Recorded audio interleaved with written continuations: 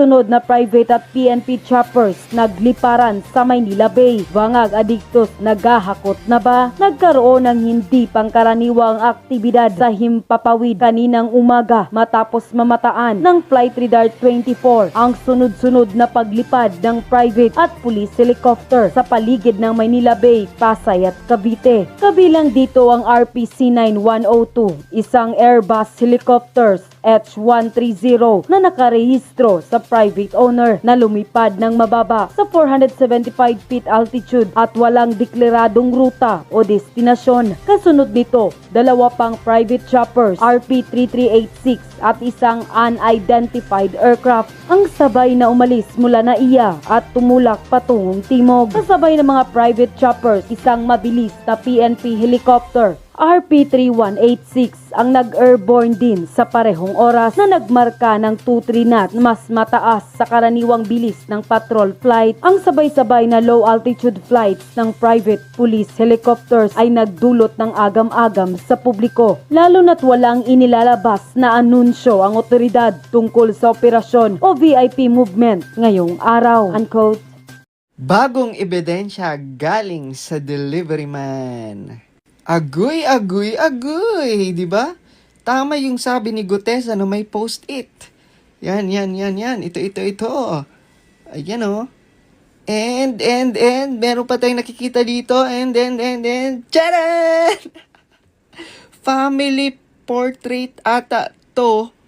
Di ba? Ng pamilya ni Tambaloslos. Grabe na this. Ay, grabe. Ay, nako. Grabe na ang mga ebidensya. Sa totoo lang mga lods, no? Grabe na, pinapakita na sa atin kung ano ang totoo. Pero yung iba, nagbubulag-bulagan pa rin. Huwag kayo mag-alala, no? Alam ko, hindi lang to ang pasabog ni Zaldico. Alam ko, marami pa siyang nalalaman. Diba? Na kailangan niyang isiwalat sa mga Pilipino kasi deserve ng mga Pilipino kung ano ang totoo. Mukhang niyanig ni Zaldico ang Marcos administration ngayon. The boat is sinking. Imaginein mo, nagsisiresign na. No, si Bersamin at saka lalo na yung si Amina Pangandaman. 'Di ba? Kasi isa siya sa na-mention or minention ni Zaldico. Wala na to mga lods, no? Siguro ang Marcos administration right now, siguro ang presidente ngayon ay paranoid na. At kinikilala na nila ngayon, no? Kung sino yung mga pwede silang baliktarin. Grabe ang karma, di ba?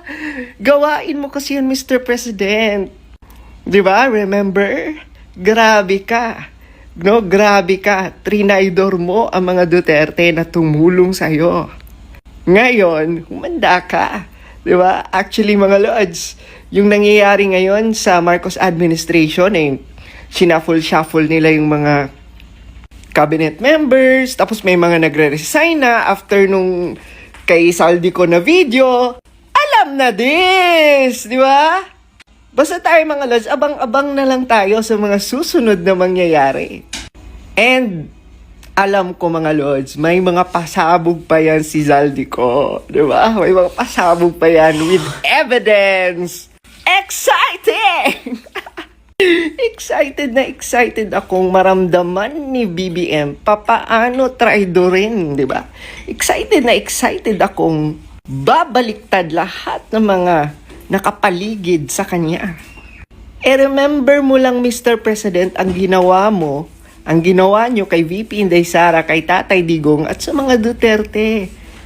Kasi kaming mga taga-suporta ng mga Duterte, kaming naniniwala sa mga Duterte, hindi namin kakalimutan yung ginawa mo. Kaya ngayon, di ba, nagkanda leche na. Meron lang ako sasabihin. Deserve! O baka sabihin nyo na naman, AI yun. Baka sabihin nyo na naman, walang notaryo. Kapatid na mismo ang nagbulgar. Kapatid na mismo ang nagsabi. Actually, nakakalungkot ito sa bansa natin, but kailangan lumabas ang katotohanan. At hindi naman pwede na habang nasa posisyon ang ating presidente ay gumagamit ng droga at lulong sa droga. Kaya pala, 'di ba? Kaya pala yung mga desisyon ng presidente natin, 'di ba? Nag-iba talaga, no? Hindi natin ini-expect yung mga desisyon niya. Kaya pala hindi sila ganun ka-strict pagdating diyan sa droga, no? Problema sa droga sa Pilipinas. Kasi ang leader mismo ng bansa gumagamit. Ganun yun eh. Huwag nyo na ipagtanggol. Di ba? Kumbaga, inamin na mismo ni Senator Amy, no, na hanggang ngayon gumagamit siya ng droga and kasama pa niya ang kanyang asawa. Ewan ko na lang talaga mga lords kung wala pang aksyon na gagawin itong AFP at PNP. Pag wala pa silang gagawing aksyon, wala, no? Lulubog talaga ang bansa natin. So ano pala ang dapat gawin pag nalaman mong addict at nalulong na sa droga ang iyong kapatid? Na ang iyong kapatid ay mismong presidente ng Pilipinas. Ano pala ang gagawin mo? A. Kukonsintihin mo? B. Ipaparehab mo? Or C. Isusuplong mo? Or D. None of the above? Ay, Diyos ko. Sus. Okay lang sana kung yung kapatid ni Senator Amy ay ordinaryong citizen lang. Pero ang kapatid ni Senator Amy na lulong sa droga ay presidente ng Pilipinas. Yun kasi ang pinaka-warshock. Diba? Yun kasi ang nakakalungkot sa lahat eh. Presidente ng Pilipinas, nagdodroga. So ano gagawin? Diba? Ano pala ang gagawin? Diba? Yung mga loyalista parang gusto nila na konsintihin ni Senator Amy ang pagdodroga ng kanyang kapatid. Anong klaseng utak meron kayo? Ha? Kajaming ba kayo? Naghihit-hit din ba kayo? Okay lang ba sa inyo na magdodroga ang isang presidente ng Pilipinas? Oh my God! Ay wow! Grabe!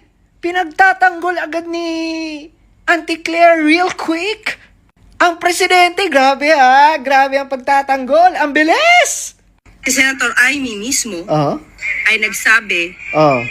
na di umano patungkol sa paggamit ng illegal na droga Oo. ng ating Pangulo. Tapos? This is definitely a desperate move. Ang pinag-uusapan sa peaceful rally Ano? ay patungkol Ha? sa di umanong korupsyon. Tapos? Ano ang dahilan ni Senator Amy para ang sarili niyang kapatid ay siraan niya? Wah! Siraan? Totoo yun! Alam naman natin na nagkaroon Abugada! na ng drug test Drug test? nung pangbago mangampanya ang ating Pangulo. What? Huwag mong e-excuse sa amin na kunwari nagpa-drug test si BBM nung kampanya or bago magkampanya. Kasi even si Attorney Vic Rodriguez ang nagsabi na tago ang pagpapatest noon ni BBM. Diba parang ibinigay lang niya yung result kay Attorney Vic. Pwedeng dayain lahat, Auntie Claire. Hindi mo na kami maloloko. Kapatid na mismo ang nagsabi na nagdodroga ang presidente. Tanggol ka pa rin? Bakit? Kajaming ka? Kajaming ka ba nila? Naghihit-hit ka rin ba? Mga buwakang ina nyo. Grabe. Anong meron sa inyo? May konsensya pa ba kayo? Anong natitira sa inyo? Didepensahan mo ang taong lulong sa droga? Ang presidente nagdodroga, didepensahan mo pa rin? Tanga ka talaga, abugaga ka talaga. Anyway, it's okay. Kapatid na mismo ang nag-reveal, Senator Amy na mismo ang nag-reveal. Maniniwala kami kay Senator Amy kesa sa'yo! Malaking pasabog ang sinabi ni Senator Amy ngayon sa INC rally. Panoorin natin to! Napakahirap po ang pumunta, tumayo, at magsalita sa inyong harapan. Pero noon pa man, alam kong walang madali kapag ikaw ay Marcos. Nanginginig ako at ang aking boses, hindi dahil ako'y natatakot sa inyo, kundi dahil nalulungkot po ako. Ipagpaumanhin ninyo kung sa gitna ng pagsasalita ko, ako'y hihinto, hihinga dahil sa bigat ng aking kalooban. Pero hindi yan ang dapat kong ihingi ng paumanhin. Hindi yan ang kasalanan ko sa bayan na dapat ihingi ko ng tawad. Narito po ako dahil sa tawag ng Iglesia ni Cristo para sa transparency, accountability at hustisya. At dahil sa tawag ng sarili kong konsensya, bilang senador, bilang kapatid, bilang Pilipino. Bata pa lamang kami ni Bongbong. Alam na ng buong pamilya ang problema sa kanya.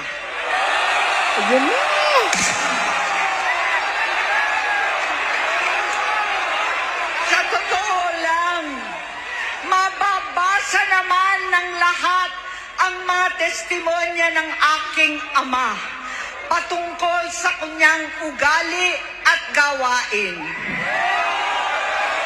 Noon, dahil may tatay pa kami, hindi ko pa siya responsibilidad.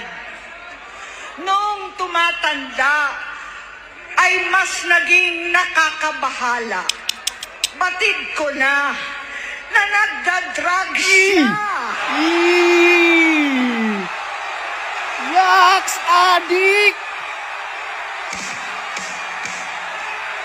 Nalaman ko at ng pamilya, nalaman ng pamilya, seryoso ito. Minsan, kami ng Presidential Guard at Metro Gompa ang naglilinis tuwing nagpa-party po sila. Yaks! Namuhay kaming magkakapatid sa ibang bansa. Kami-kami lang. Kinumbinsi ko pa si Bongbong. Pakasalan mo na si Lisa. Naisip ko noon, kapag nag-asawa siya, malalagay na sa tahimik at magkakaroon ng direksyon. Ang laki ng pagkakamali ko. Mas lumala ang kanyang pagkalulong sa droga.